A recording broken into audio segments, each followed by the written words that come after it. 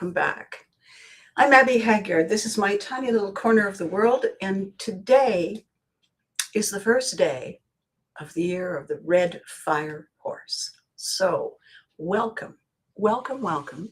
Let's have a little warm something soothing on our throat to celebrate, shall we? I'm still kind of battling this thing, whatever it is, and just as I do that, I can do that. So, hang on. It makes a glurp. I don't know why it does. Think of other things. Weird glurp. Kind of a first world problem. So, all around us, everywhere, people are waking up to all kinds of extraordinary things happening in their lives. As happens every day, really. We just forget if we've had a quiet week. And I got up in the middle of the night to go and do things that people do in the middle of the night. And I wandered into the living room and looked out, and it was freezing rain. And I said to myself, well, there we are. It's freezing rain. Why not? Mother Nature is having a moment. And then I woke up this morning and it's not freezing rain, and the temperature has risen, and the sky is doing its best to sort of clear itself.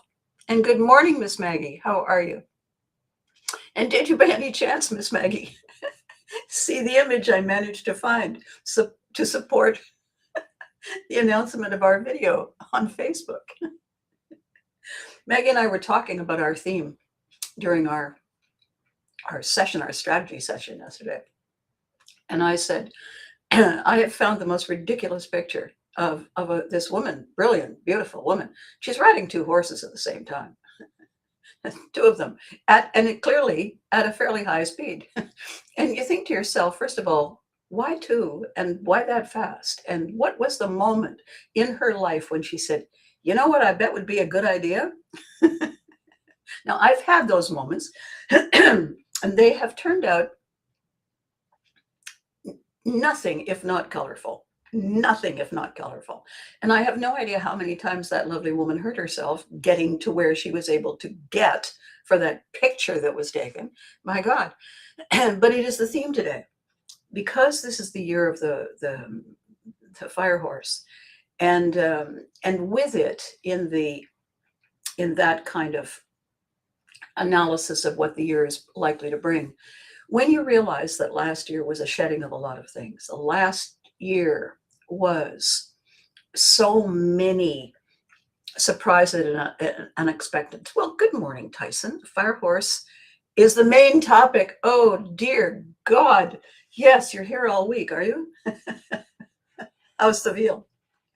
So the whole idea in looking at these ways that people over the decades, the centuries, have analyzed the ebb and flow of the way things grow. You know, you look at the ocean, the waves aren't the same size. There's a seventh wave. You look at seasons of crops, they're not the same. You'll get one or two or three, and then you'll get another one that is completely different. And you'll see in different years the way plants and trees and flowers and vegetables are growing. There is a kind of a red fire horse.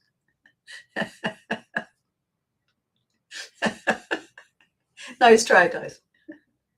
Nice try.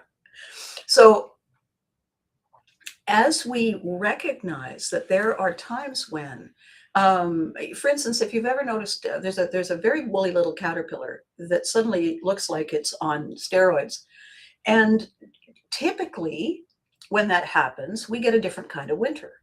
And, you know, you read the old Farmer's Almanac, and these people were sitting around and they were saying to themselves, have you noticed that every fourth time we do this, that happens? And they started to say, what if we could predict that? What if there was a way to prepare for that? Maybe we chop extra wood when we see that, just to be on the safe side. Now, maybe it didn't turn out, but what is the harm in taking an extra precaution, right? So what I like to think about the fire horse, what I like to think about a year of galvanizing, of gearing up, not to chase so much, but to ready, to say, okay, I spent a year sifting and sorting and clearing I spent a year saying, I think I'm done with that behavior. I think I'm done with that set of habits. I think I don't need to wear this many hats because it takes a lot of time that I could be spending elsewhere to decide which hat to wear and where to store them and when to clean them. Why don't I simplify my existence? And we tend not to do that. We tend to look for ways, if anything, to complicate our existence, right?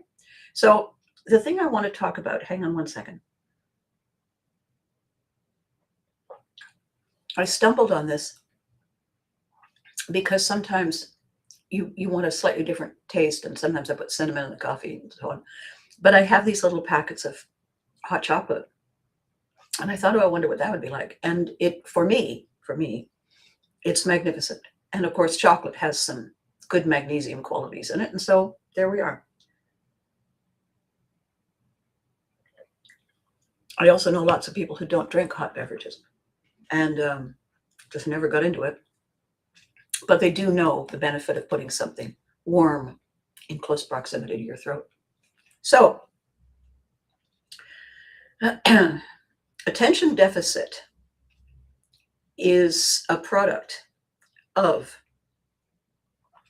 too much focus repeated over time until it's the only gear the brain knows to be in.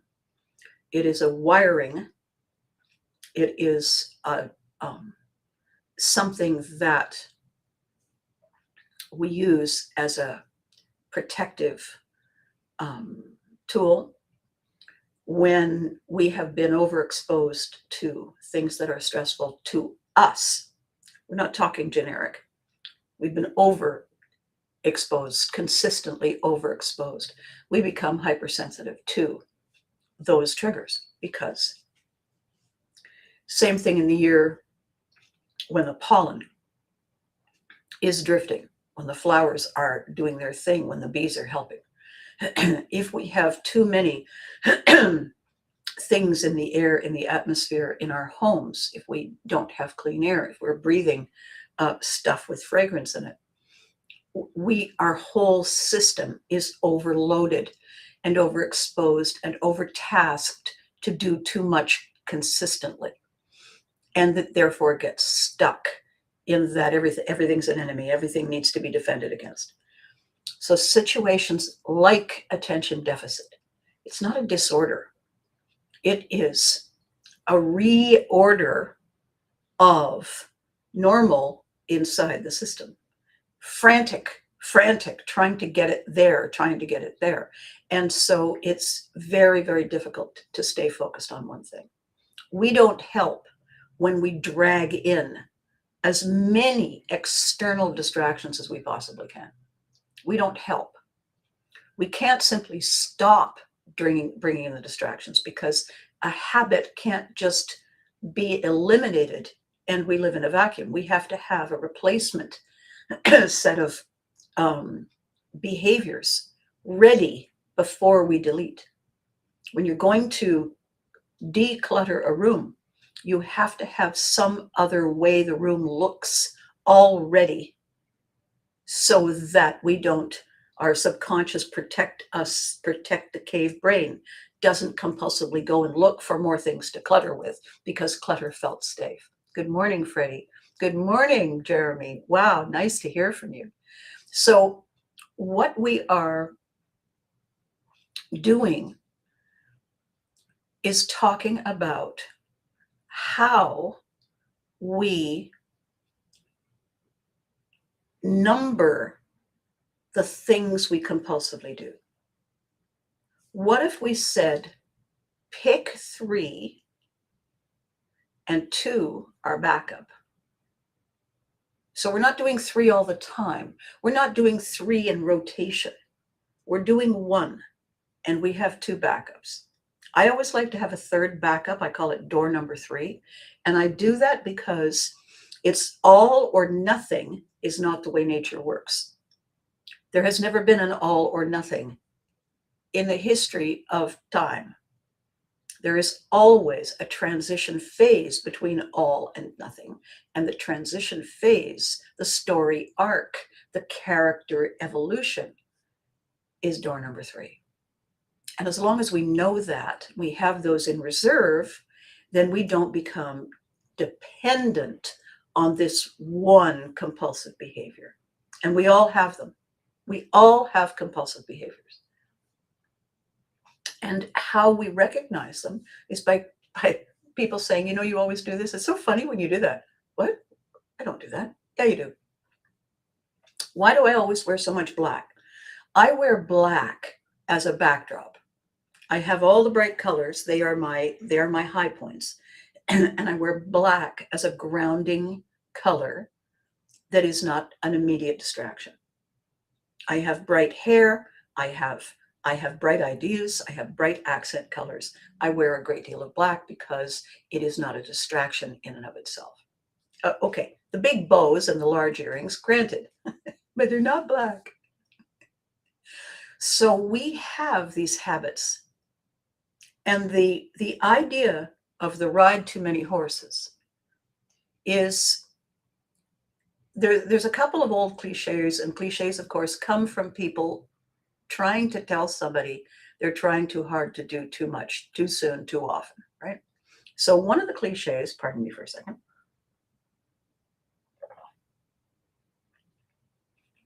is that you can't change horses in midstream. That cliche comes from people who rode horseback to get from one place to the other. And quite often, because there were no bridges built yet, they had to ride the horses across the shallow part of a stream to keep going in the direction of their goal. Why you can't change horses midstream is because the horses are busy. The horses are doing wait, it's Abby. Good morning, Jeremy. The horses are doing 2 things.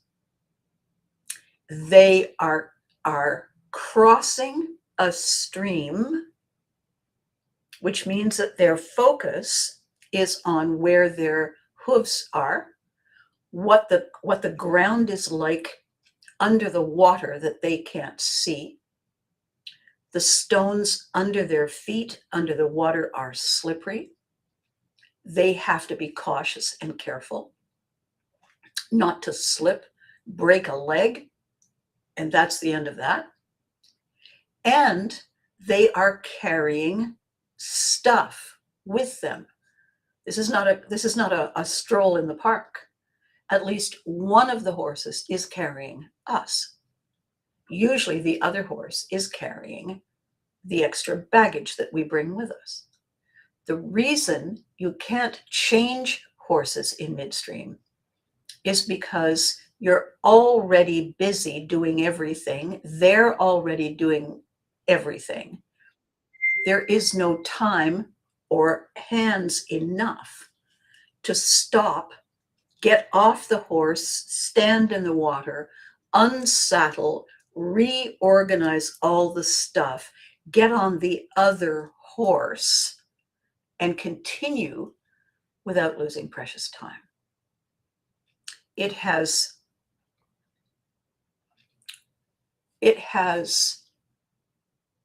no benefit to us unless the horse is in some way injured.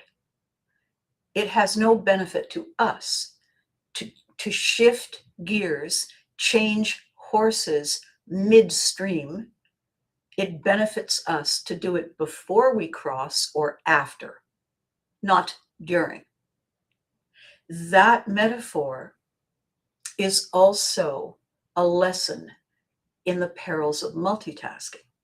If you change mental gears too often, too fast, while you're juggling, you increase the likelihood of getting it wrong, making mistakes, delaying the outcomes, and compromising the quality. If you do one thing well and do the next one well in close proximity, you get farther faster. Guaranteed. It's never been disproven.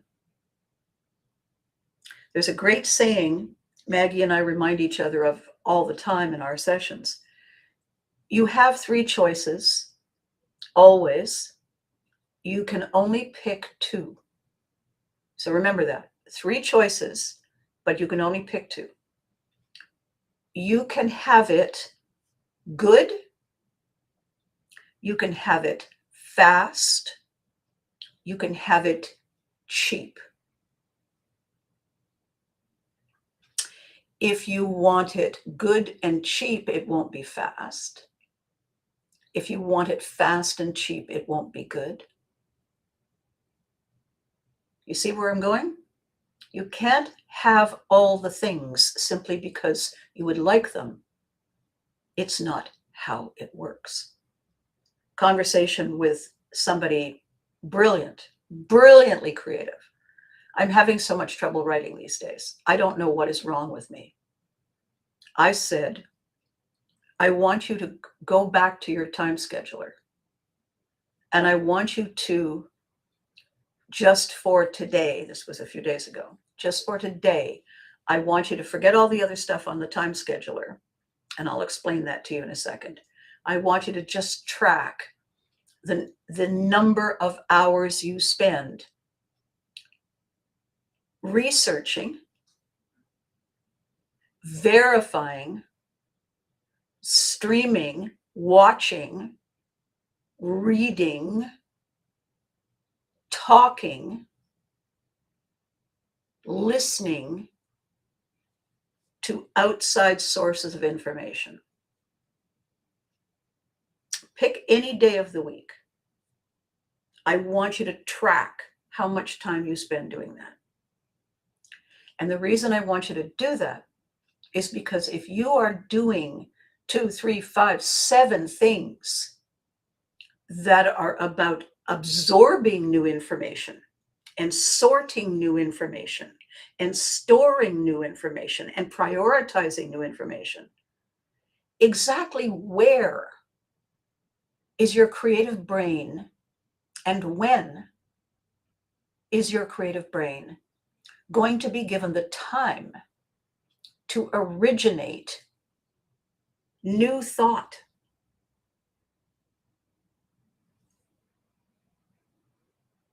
When is that going to happen? It's not possible. You are holding yourself back. Why would you be doing that? How would that serve your creative brain? We all make that mistake.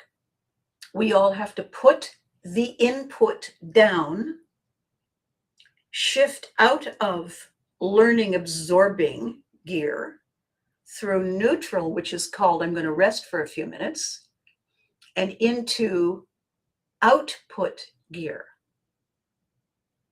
Our brain is not synchromeshed. If you spend hours and hours and hours, day after day after day, incoming, where and when are you building the pattern, the automatic unconscious habit of writing first thing every morning, every day? Anything at all, jotting down random words that begin with pick a letter. When are you giving yourself permission to do that? And the answer is we are not. Why are we not? Because we're hoarding all the options. Look at all the options. We're not decluttering all the options. We have all these horses, and they're all so beautiful. And I want to ride all of them. The best I can do is 2 at once with a third harnessed in between. I only got 2 feet. All right, then, let's ride 2. Are you going to enjoy the scenery? The what?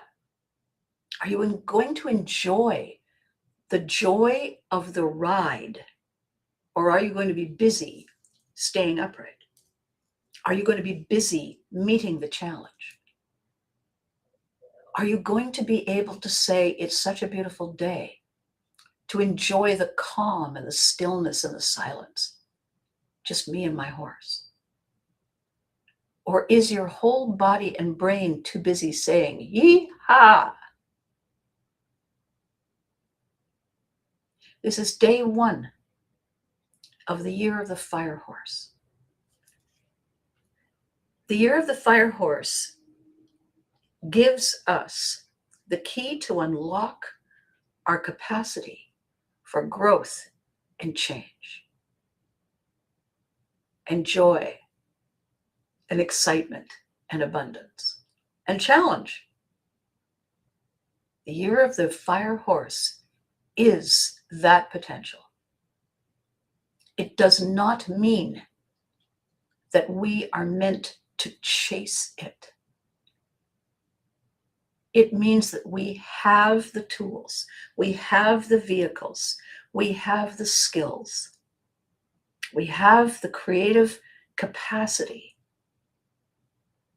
to create something wonderful, memorable, transformative. And this is especially for the CEO within us, the real CEOs who are the rebels who change the game and say, come on, men, come on, women, come on, gang, we got this. We are also the CEOs of our own lives. We make the executing decisions. We choose to say, go. We choose to say, not this one, this one. That's our function. We're in charge. If we're good at people, we're probably not good at data. We need an assistant. We need a co-executive officer who's good at data. We need one who's good at process. If we are the people person, if we are the creative interactor, integrator. They're not other horses we ride. They are other riders. And the 3 of us riding abreast through the stream have a much better chance of reaching the other side. It's not a race. It's a journey. The destination is every step we choose to take and take it. And once we've taken that step and see the next opportunity, that's the new destination. We don't achieve these things with more horses. We achieve these things with more focus, with clearer priority, with firm, committed passion. So on this first day of the fire horse, I want to remind all of us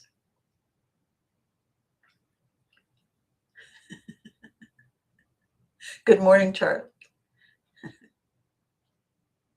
I love peace and quiet, Charles says. Yeah, it's a treasure. It's golden.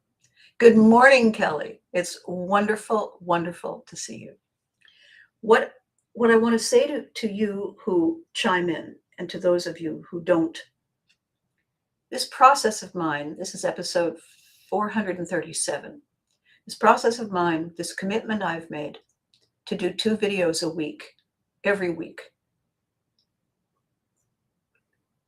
pretty much without fail, a few couple times, was my commitment to me, was my commitment to this process, was my commitment to this path I'm on. It's the accumulation of every creative thing I've ever done. It's the accumulation of every idea, every client I've ever had. It's the accumulation of every life skill I have acquired as a military child and other challenges met. It is fun. It is exciting. It is exhilarating. It is empowering. And it is brand new. No one's thought of it. These videos are my way of sharing the small tidbits along the outsides for free with all of you. If you watch them all, if you find them on YouTube where they're stored, you can see the pieces of the puzzle. They're all scattered. You can see gradually the image on the box the puzzle has come in, what it's emerging to be. Pivotry in motion is a skill we have to change our mind, to change our focus, to change our belief, to change our direction. When the story we followed, the pattern we used, the steps that were laid out, no longer serve the way they used to. We can thank those things. We can thank them for getting us here. At some point, each and every one of us has had the moment where we've said, new direction. It's time, and I'm ready. And it's not that that direction was wrong. It's that that direction has served its purpose. And now we're ready. Let's do this. That is this survival, thriving skill set every human being is born with. No one has defined it before. I coined it almost 8 years ago now. Pivotry in motion is the moment when we change our mind, our focus, our direction, our purpose. We have to change it here and here before we change it physically. We have to be there. We have to feel there. We have to see there. We have to energetically live there in order to make that transition. Today, a very popular word for that is called manifesting. It's pivotry in motion. And we've used it for millennia, and we'll continue to. How we apply this, what it's for, is to give ourselves 2 wake-up calls. One is that we've been operating with old code. You know when your computer says you got an upgrade and you wake up in the morning and it had shut itself off in order to do that and reload and has to restart? Okay, we haven't done that. We haven't realized that our computer needs upgrades. You know how when you still have a computer that's using old code, apps don't work very efficiently. The first thing that somebody will tell you when you say, I can't get the app to open, say, what system are you using? When was the last time you updated your computer? They're saying that the method to actually load the app and use the app has to be in sync with the demands the app requires. I have a wonderful computer. When Windows 11 happens, I'm going to need a new computer because this wonderful computer is old and doesn't have the capacity to manage Windows 11. Doesn't mean it's not a great computer. It means it does not have the ability, the tools, the resources, the power to handle what is coming. And for many of us, already here. If we are surrounded by all this technology and we don't understand much of it maybe, but we understand that it is required. Given that our brain is the smartest, most powerful computer ever, it makes sense that it would need to have an update. It would have to have a refresh. We would just be smart to re-examine the mission statement we walk around with. You know, when I was a little kid, people asked me what I wanted to be when I grew up. I used to say taller. That's because I was 3'6". I'm not 3'6" anymore. I'm good. I don't say I want to be taller. That was then. I got new stuff now. I've upgraded my expectations. We've been through a lot. Thee and me, we've been through a lot in the last 7 years. Has anyone chosen to look at the sudden weird default habits that we acquired during, for instance, I don't know, uncertainty about safety out in public? When we have a fairly large family and a regular cold goes through the house, are we all cleaning surfaces? Are we all changing pillowcases? Are we all making sure that everyone washes their hands? No? Why not? It's a simple win. I didn't used to wash my hands. Well, all 13 of us didn't have the flu. Wash your hands. New steps involved when the path shifts. If a friend of mine says, let's go hiking, and I say, where are we going? And they say, I don't know, just down the road, and then we'll stop for a drink. Fine. That's one pair of shoes I'm going to wear. If they say, you know what? I get in the car. You know what? Changed my mind. Let's go climbing. I'm wearing the wrong shoes. Well, for heaven's sake, well, you didn't tell me I needed climbing shoes. You said walking shoes. Not the same thing. Okay, that's fair. If you don't remind me, if you don't get me to focus on the purpose of the outcome, the purpose of the process, I will not be equipped. It's not how many horses we need. It's what kind. If we're running a race, if we're jumping hurdles, if we're plowing a field, if we're tourists riding a calèche in a downtown park, it's a different kind of horse for a different kind of purpose. Can you imagine you put a racehorse on a calèche? Bang. How'd you like your visit to the city? I once went to a local country fair to shoot a television commercial for my TV show.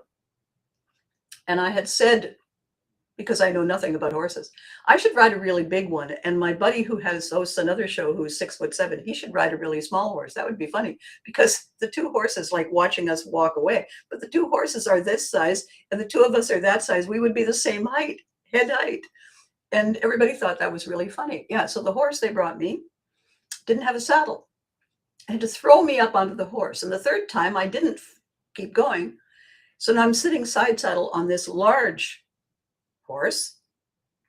And the reason side saddle is because my legs aren't long enough to put them across. So I'm like this. And there's no reins. There's nothing. I'm just there.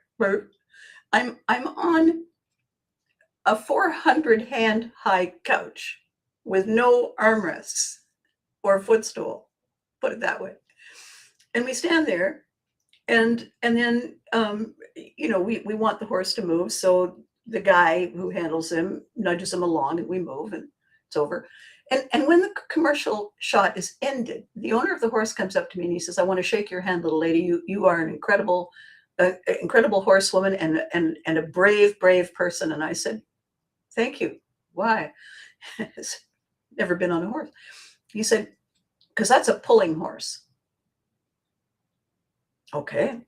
I'm immediately thinking what a pushing horse might be, but of course that would be a grist mill, right?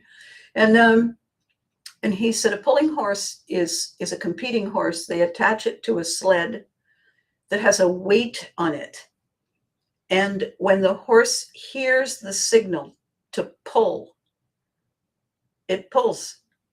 And I said, what's the signal? He said, it's a metallic sound of a pin dropping. And we had just spent 2 hours surrounded by camera, lights, and sound people who had any number of metallic things that bonked into each other. And I said, what would have happened if the horse thought he'd heard his signal? He said, you'd be in Mississauga now if you were still alive. Mississauga, by the way, is a 5-hour car drive from where we were. And I felt unwell. I felt unwell in the aftermath. So Why would I ride a pulling horse if all I wanted to do was go for a gentle ride down a lane? I wouldn't. No one would suggest it. Why would I ride a race horse if I wanted to just trot around a field? I wouldn't. Why would I go and enter the Kentucky Derby with a plowing horse? I wouldn't. Why would I keep all those horses handy every day, all the time, surrounding me, just in case? I wouldn't. Would I? It makes no sense. So how do we stop ourselves? How do we stop ourselves from hoarding our horses as CEOs looking for the ultimate solution all the time? We ask ourselves the 5 questions. What does it do? Who is it for?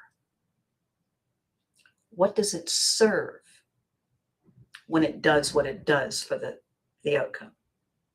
What does it change? Why do we care? What's in it for them? Those are the 5 self-check questions before we say, horses for everyone.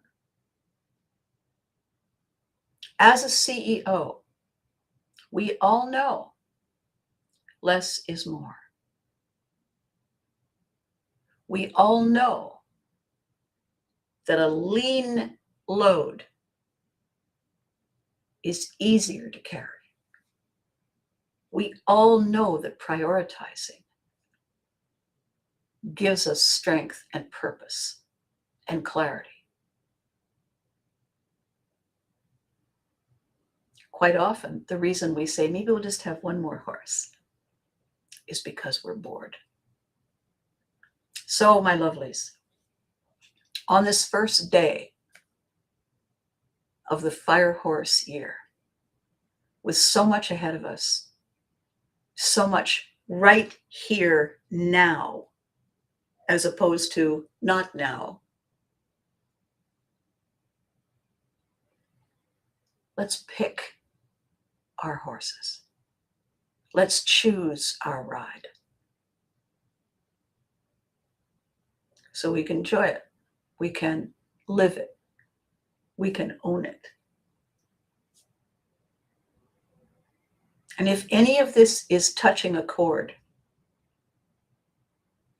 this is the entire purpose behind the Pivotry in Motion project. The Lion effect: collaboration, connection, creativity, communication, strength together for our common goal. And Lion FX are the tools and the techniques and the training. It's coming, it's launching very soon. And it's changing, it's already changing lives, even before the soft launch. So there'll be more to come increasingly as this brilliant new time among us unfolds. Until Thursday, when I have more to share, be good to you. You deserve it. Remember to bring carrots for the horses. And remember to hug your loved ones. They deserve it too. Thank you so much for watching. Thank you for making this one of your priorities. It means everything. I'll catch you next time.